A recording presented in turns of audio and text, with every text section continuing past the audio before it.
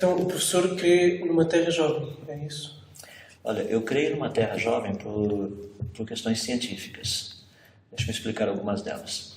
Quando nós falamos de uma Terra jovem, se você olhar dentro do contexto bíblico, ele está falando de mais ou menos 6.000 anos. Dentro do criacionismo científico, nós trabalhamos com aquilo que nós chamamos de fatores limitantes. Por exemplo, a Lua está se afastando do planeta Terra. Isso é conhecido, já está bem documentado nas publicações científicas. Ela se afasta mais ou menos 3 centímetros, 8 milímetros, 2 décimos de milímetro mais ou menos por ano.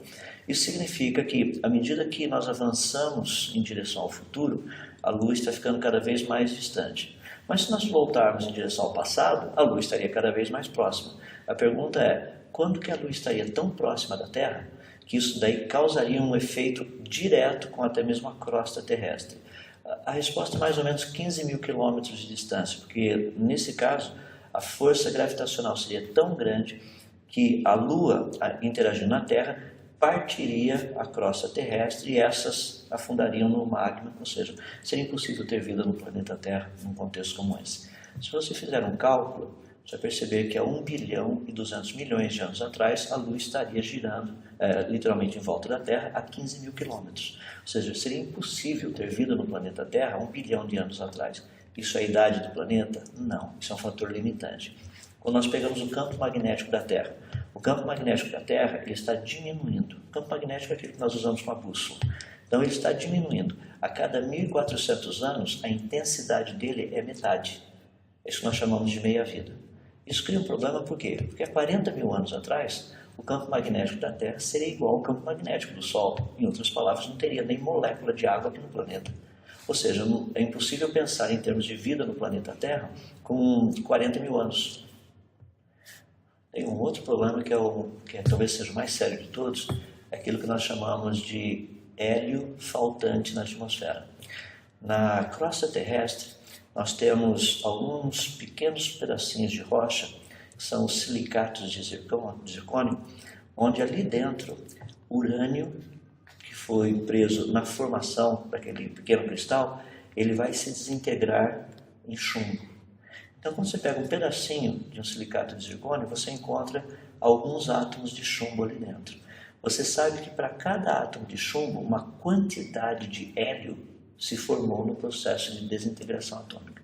Então, nós precisamos medir quanto de chumbo tem lá dentro, eu sei quanto de hélio tem ali dentro, e se eu conseguir medir o quão rápido esse hélio consegue escapar até chegar na nossa atmosfera, eu tenho todos os fatores necessários para responder a seguinte pergunta. Na nossa atmosfera, nós temos uma quantidade muito pequena de hélio.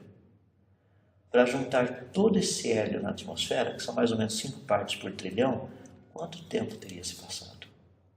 Se nós fizermos os cálculos, você vai perceber que a quantidade de hélio que nós encontramos ainda presa na rocha, na superfície do planeta, a velocidade que esse hélio escapa dessa rocha para sair e chegar na atmosfera, para termos a quantidade de hélio que está lá, seria no máximo 6.000 anos de desintegração atômica de urânio em chumbo em cristais de zircônio. Isso cria um problema muito sério. Por quê?